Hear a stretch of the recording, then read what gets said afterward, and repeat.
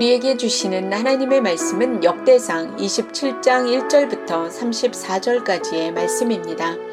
오늘 본문의 말씀은 다윗의 성전 건축 준비로 군사와 행정 조직에 관한 이야기입니다.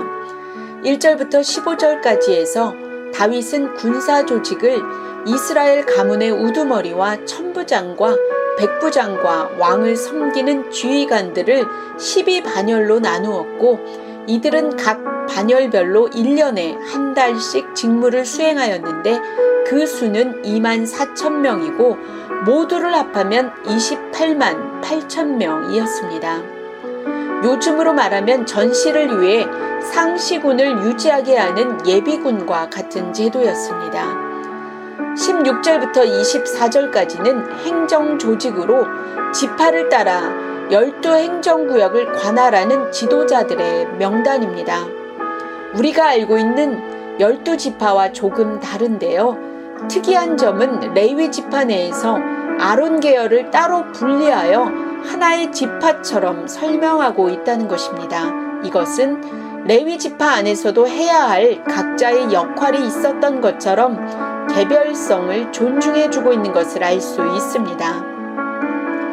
또 다윗 시대의 제사장이었던 사독을 아론 계열의 지도자로 세우고 있으며 아셀 지파와 갓 지파는 기록하지 않고 있습니다.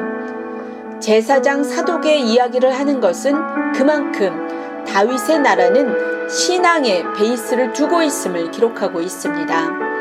23절과 24절에서는 다윗의 인구조사에 대한 언급으로 다윗 왕이 이스라엘 백성의 인구조사를 지시하였으나 20세 이하의 사람들은 조사하지 않았다는 점을 기록하며, 이는 하나님께서 이스라엘 백성을 하늘의 별처럼 많게 하리라는 약속을 주셨기 때문이라고 합니다.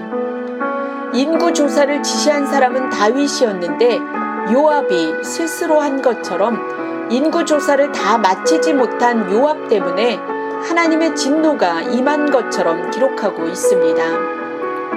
25절부터 31절까지는 왕궁의 재정을 관리하는 12명에 대한 기록으로 왕실이 궁중에 곳간을 가지고 있었고 밭과 성읍과 마을을 소유하고 있었으며 왕실 소유 전답을 경작하는 사람들이 있었음을 또한 알 수 있습니다.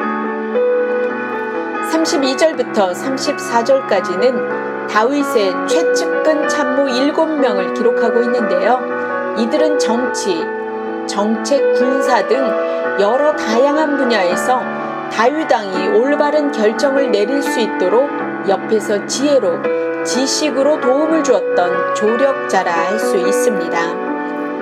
다윗 왕의 성전 준비는 치밀함 속에 진행이 되어지고 있는데 그 치밀함이 신앙에 기반을 두고 있다는 것을 기억하셔야 합니다. 하나님의 임재를 나르는 레위 지파를 중심으로 행정, 군사, 정치 모든 분야의 사람들을 세우고 있습니다. 하나님의 나라도 이렇지 않을까라는 생각을 해보게 되는데요.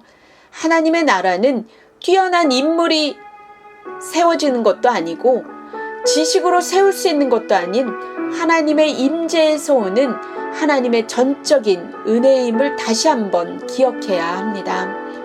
큐티의 안목 애청자 여러분, 오늘 우리가 하나님 나라를 준비함에 있어서 해야 할 일이 무엇일까요? 지도자라면 신앙적인 베이스를 가지고 적재적소에 사람들을 배치하며, 조력자라면 자신이 가지고 있는 것, 잘하는 것을 가지고 지도자를 도와 하나님의 나라를 만들어 가야 합니다. 저와 여러분의 삶에 믿음으로 하나님의 나라를 세워가는 데 통로로 사용되길 바랍니다. 기도하겠습니다. 사랑하는 하나님, 하나님의 나라를 세워감에 있어서 각자의 역할이 있음을 깨닫게 됩니다. 지도자라면 적재적소에 사람들을 배치할 수 있는 지혜와 분별력을 허락하여 주옵소서. 조력자라면 지도자를 도와 하나님의 나라를 견고히 세우는데 통로로 사용하여 주옵소서.